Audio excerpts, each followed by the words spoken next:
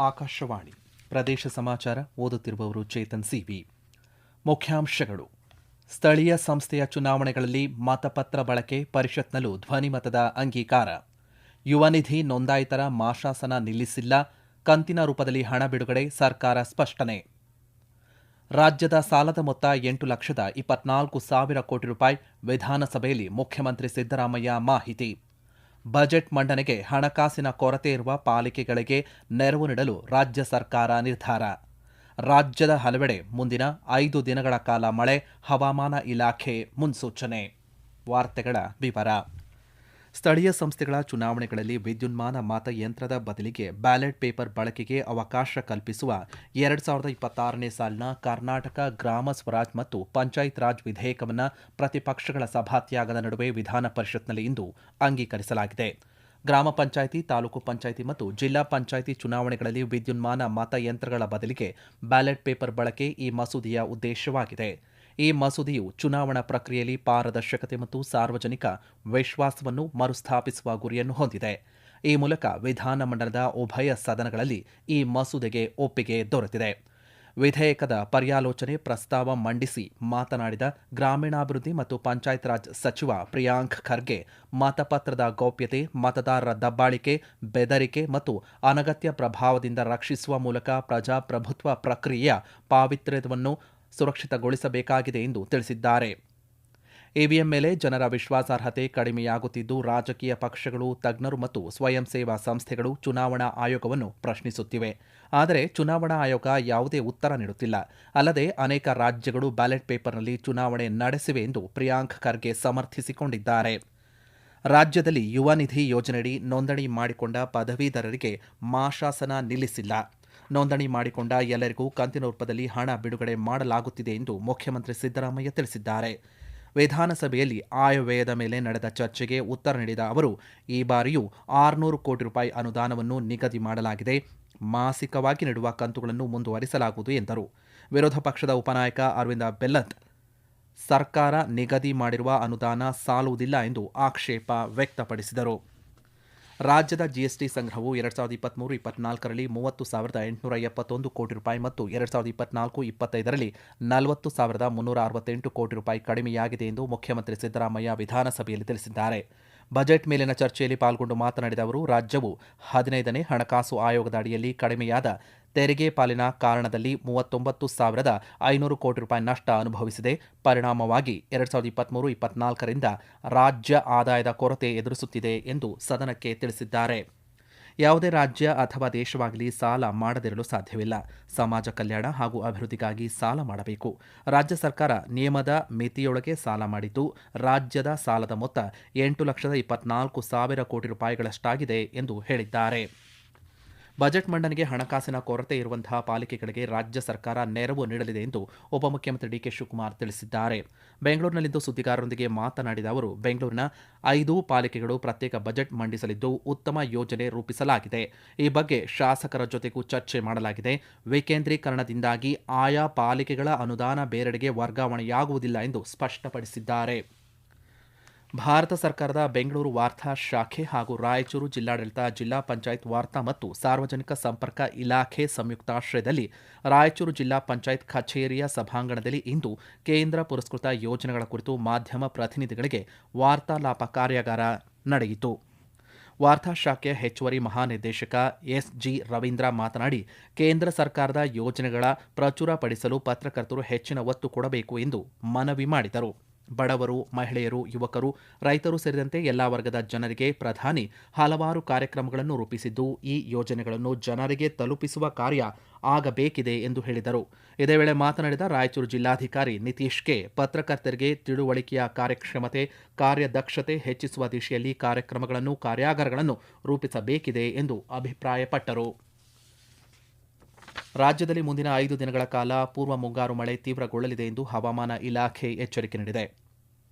ಕೆಲವೆಡೆ ಗಾಳಿಯ ಸಮೇತ ಹಾಗೂ ಆಲಿಕಲ್ಲು ಮಳೆಯಾಗುವ ಸಾಧ್ಯತೆ ಇದೆ ಎಂದು ತಿಳಿಸಿದೆ.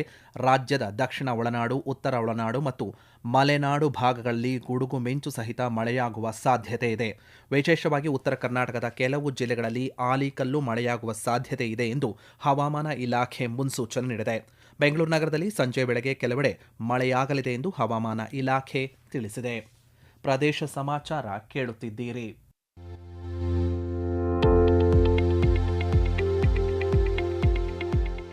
ನಮ್ಮ ಎಲ್ಲ ರಾಷ್ಟ್ರೀಯ ವಾರ್ತೆಗಳು ಹಾಗೂ ಪ್ರದೇಶ ಸಮಾಚಾರ ಈಗ ಆಕಾಶವಾಣಿ ನ್ಯೂಸ್ ಕನ್ನಡ ಯೂಟ್ಯೂಬ್ ಚಾನೆಲ್ನಲ್ಲಿ ಲಭ್ಯ. ನಮ್ಮ ಎಕ್ಸ್ ಖಾತೆ ಮತ್ತು ಇನ್ಸ್ಟಾಗ್ರಾಂ ಖಾತೆ ಆಕಾಶವಾಣಿ ನ್ಯೂಸ್ ಕನ್ನಡ. ಹೆಚ್ಚಿನ ಮಾಹಿತಿಗಾಗಿ ನಮ್ಮ ಫೇಸ್ಬುಕ್ ಖಾತೆ ಆಕಾಶವಾಣಿ ವಾರ್ತೆ ಕನ್ನಡವನ್ನು ಅನುಸರಿಸಿ.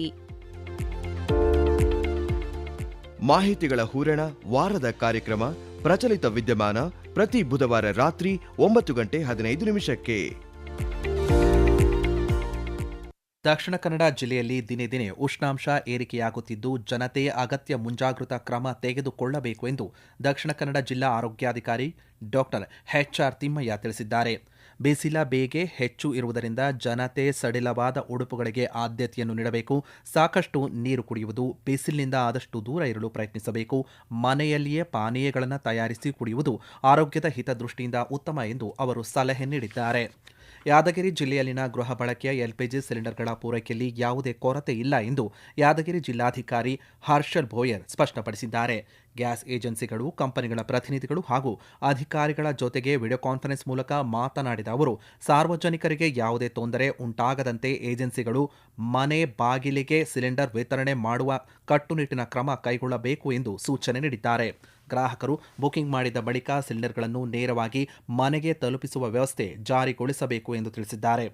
ಹೆಚ್ಚುವರಿ ಹಣ ಪಡೆದು ಸಿಲಿಂಡರ್ ಮಾರಾಟ ಮಾಡಿದರೆ ಗಂಭೀರವಾಗಿ ಪರಿಗಣಿಸಲಾಗುವುದು.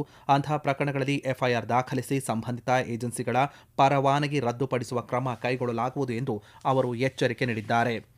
ಮಂಡ್ಯದಲ್ಲಿ ರೈತರು ಬೆಳೆಯುವ ಬೆಳೆಗಳನ್ನು ಪ್ರಾಥಮಿಕ ಕೃಷಿ ಪತ್ತಿನ ಸಹಕಾರ ಸಂಘಗಳ ಮೂಲಕವೇ ಖರೀದಿಸಿ ಮಾರಾಟ ಮಾಡಿ ರೈತರನ್ನು ಆರ್ಥಿಕವಾಗಿ ಸದೃಢಗೊಳಿಸುವ ಹೊಸ ಕಾರ್ಯಕ್ರಮ ಹಮ್ಮಿಕೊಳ್ಳಲಾಗುತ್ತಿದೆ ಎಂದು ಮೇಲುಕೋಟೆ ಶಾಸಕ ದರ್ಶನ್ ಪುಟ್ಟಣ್ಣಯ್ಯ ತಿಳಿಸಿದ್ದಾರೆ. ಪಾಂಡವಪುರದಲ್ಲಿ ಸುದ್ದಿಗಾರರೊಂದಿಗೆ ಮಾತನಾಡಿದ ಅವರು, ಸಹಕಾರಿ ಸಂಘಗಳ ಮೂಲಕ ಎಷ್ಟು ದಿನಗಳ ಕಾಲ ರೈತರಿಗೆ ಬೇಕಾದ ರಸಗೊಬ್ಬರ, ಬ್ಯಾಂಕ್ ಸಾಲ ಸೌಲಭ್ಯ ಹಾಗೂ ಪಡಿತರ ವಿತರಣೆಯನ್ನು ಮಾತ್ರ ಮಾಡಲಾಗುತ್ತಿತ್ತು. ಇನ್ನು ಮುಂದೆ ರೈತರು ಬೆಳೆಯುವ ಭತ್ತ, ರಾಗಿ, ಜೋಳ, ಕಾಳುಗಳನ್ನು ನೇರವಾಗಿ ರೈತರಿಂದ ಖರೀದಿ ಮಾಡಲಾಗುವುದು. ಜೊತೆಗೆ ಸಹಕಾರಿ ಸಂಘಗಳ ಮೂಲಕವೇ ಸಿದ್ಧಪಡಿಸಿದ ಬೆಳೆಗಳನ್ನು ಮಾರಾಟ ಮಾಡಲು ಕ್ರಮ ವಹಿಸಲಾಗಿದೆ ಎಂದು ಮಾಹಿತಿ ನೀಡಿದ್ದಾರೆ. ಬೆಂಗಳೂರು ದಕ್ಷಿಣ ನಗರ ಪಾಲಿಕೆಯ ಜಯನಗರ ವಲಯ ವ್ಯಾಪ್ತಿಯ 42ಕ್ಕೂ ಅತಿ ಹೆಚ್ಚು ಆಸ್ತಿ ತೆರಿಗೆ ಬಾಕಿ ಉಳಿಸಿಕೊಂಡಿರುವ ಆಸ್ತಿಗಳ ಹರಾಜು ಪ್ರಕ್ರಿಯೆ ನಾಳೆ ನಡೆಯಲಿದೆ ಎಂದು ಪಾಲಿಕೆ ಆಯುಕ್ತ ಕೆಎನ್ ರಮೇಶ್ ತಿಳಿಸಿದ್ದಾರೆ. ಸಾಕಷ್ಟು ಅವಕಾಶಗಳನ್ನು ನೀಡಿದ ಬಳಿಕವೂ ಗುರುತಿಸಲಾಗಿರುವ ಆಸ್ತಿ ತೆರಿಗೆಯನ್ನು ಪಾವತಿಸದ 42ಕ್ಕೂ ಅತಿ ಹೆಚ್ಚು ಬಾಕಿ ಉಳಿಸಿಕೊಂಡಿರುವ ಹೆಚ್ಚು ಬಾಕಿದಾರರ ಆಸ್ತಿಗಳನ್ನು ಜಿಬಿಎ ಕಾಯ್ದೆ ಮತ್ತು ನಿಯಮಗಳ ಅನ್ವಯ ಹರಾಜು ಪ್ರಕ್ರಿಯೆಗೆ ಒಳಪಡಿಸಲು ತೀರ್ಮಾನಿಸಲಾಗಿದೆ ಎಂದು ಹೇಳಿದ್ದಾರೆ. ಹರಾಜು ಪ್ರಕ್ರಿಯೆಗೂ ಮುನ್ನ ಪಟ್ಟಿಯಲ್ಲಿನ ಸ್ವತ್ತಿಗೆ ಸಂಪೂರ್ಣ ಆಸ್ತಿ ತೆರಿಗೆ ಪಾವತಿಸಿದಲ್ಲಿ ಅಂತಹ ಆಸ್ತಿಗಳನ್ನು ಹರಾಜು ಪ್ರಕ್ರಿಯೆಯಿಂದ ಕೈಬಿಡಲಾಗುವುದು ಎಂದು ಅವರು ಸ್ಪಷ್ಟಪಡಿಸಿದ್ದಾರೆ. ಬಳ್ಳಾರಿಯಲ್ಲಿ ಇಂದು ಜಿಲ್ಲಾಡಳಿತ, ಜಿಲ್ಲಾ ಪಂಚಾಯತ್ ಆಹಾರ, ನಾಗರಿಕ ಸರಬರಾಜು ಮತ್ತು ಗ್ರಾಹಕರ ವ್ಯವಹಾರಗಳ ಇಲಾಖೆಯ ಸಂಯುಕ್ತಾಶ್ರಯದಲ್ಲಿ ಸುರಕ್ಷಿತ ಉತ್ಪನ್ನಗಳು, ಆತ್ಮವಿಶ್ವಾಸದ ಗ್ರಾಹಕರು ಎಂಬ ಘೋಷವಾಕ್ಯದಡಿ ವಿಶ್ವ ಗ್ರಾಹಕರ ಹಕ್ಕುಗಳ ದಿನಾಚರಣೆ ಕಾರ್ಯಕ್ರಮ ಜರುಗಿತು. ಜಿಲ್ಲಾ ಕಾನೂನು ಸೇವೆಗಳ ಪ್ರಾಧಿಕಾರದ ಕಾರ್ಯದರ್ಶಿ ರಾಜೇಶ್ ಹೊಸಮನೆ ಕಾರ್ಯಕ್ರಮ ಉದ್ಘಾಟಿಸಿ ಮಾತನಾಡಿ, ಗ್ರಾಹಕರು ತಾವು ನೀಡಿದ ಮೊತ್ತಕ್ಕೆ ಅರ್ಹ ಸೇವೆ ಮತ್ತು ವಸ್ತು ಪಡೆಯುವ ಹಕ್ಕಿದೆ ಎಂದು ತಿಳಿಸಿದರು. ಜಿಲ್ಲಾ ಗ್ರಾಹಕ ವ್ಯಾಜ್ಯಗಳ ಪರಿಹಾರ ಆಯೋಗದ ಅಧ್ಯಕ್ಷ ಎನ್ ತಿಪ್ಪೇಸ್ವಾಮಿ ಮಾತನಾಡಿ, ಬಳ್ಳಾರಿ ಜಿಲ್ಲೆಯಲ್ಲಿ ಕಳೆದ 4 ವರ್ಷದಲ್ಲಿ 296 ಪ್ರಕರಣಗಳನ್ನು ಇತ್ಯರ್ಥಪಡಿಸಲಾಗಿದೆ ಎಂದು ಹೇಳಿದರು. ಇನ್ನು ಸಂಕ್ಷಿಪ್ತ ಸುದ್ದಿಗಳು. ಗ್ರಾಹಕರು ಆಹಾರ, ಚಿನ್ನ ಸೇರಿದಂತೆ ಇತರ ವಸ್ತುಗಳನ್ನು ಖರೀದಿಸುವಾಗ ವಸ್ತುವಿನ ಮೇಲೆ ಐಎಸ್ಐ ಹಾಲ್ಮಾರ್ಕ್ನಂತಹ ಚಿಹ್ನೆಗಳನ್ನು ನೋಡಿ ಖರೀದಿಸಬೇಕು ಎಂದು ಗ್ರಾಹಕ ವ್ಯಾಜ್ಯಗಳ ಪರಿಹಾರ ಆಯೋಗದ ಅಧ್ಯಕ್ಷೆ ಎಕೆ ನವೀನಾ ಕುಮಾರಿ ಮೈಸೂರಿನಲ್ಲಿ ತಿಳಿಸಿದ್ದಾರೆ. ಕೊನೆಯಲ್ಲಿ ಮತ್ತೊಮ್ಮೆ ಮುಖ್ಯಾಂಶಗಳು. ಸ್ಥಳೀಯ ಸಂಸ್ಥೆಯ ಚುನಾವಣೆಗಳಲ್ಲಿ ಮತಪತ್ರ ಬಳಕೆ, ಪರಿಷತ್ನಲ್ಲೂ ಧ್ವನಿ ಮತದ ಅಂಗೀಕಾರ. ಯುವ ನಿಧಿ ನೋಂದಾಯಿತರ ಮಾಶಾಸನ ನಿಲ್ಲಿಸಿಲ್ಲ, ಕಂತಿನ ರೂಪದಲ್ಲಿ ಹಣ ಬಿಡುಗಡೆ, ಸರ್ಕಾರ ಸ್ಪಷ್ಟನೆ. ರಾಜ್ಯದ ಸಾಲದ ಮೊತ್ತ 8,24,000 ಕೋಟಿ ರೂಪಾಯಿ, ವಿಧಾನಸಭೆಯಲ್ಲಿ ಮುಖ್ಯಮಂತ್ರಿ ಸಿದ್ದರಾಮಯ್ಯ ಮಾಹಿತಿ. ಬಜೆಟ್ ಮಂಡನೆಗೆ ಹಣಕಾಸಿನ ಕೊರತೆ ಇರುವ ಪಾಲಿಕೆಗಳಿಗೆ ನೆರವು ನೀಡಲು ರಾಜ್ಯ ಸರ್ಕಾರ ನಿರ್ಧಾರ. ರಾಜ್ಯದ ಹಲವೆಡೆ ಮುಂದಿನ 5 ದಿನಗಳ ಕಾಲ ಮಳೆ, ಹವಾಮಾನ ಇಲಾಖೆ ಮುನ್ನೆಚ್ಚರಿಕೆ. ಇಲ್ಲಿಗೆ ಪ್ರದೇಶ ಸಮಾಚಾರ ಮುಕ್ತಾಯವಾಯಿತು. ನಮ್ಮ ಮುಂದಿನ ವಾರ್ತಾ ಪ್ರಸಾರ 7:35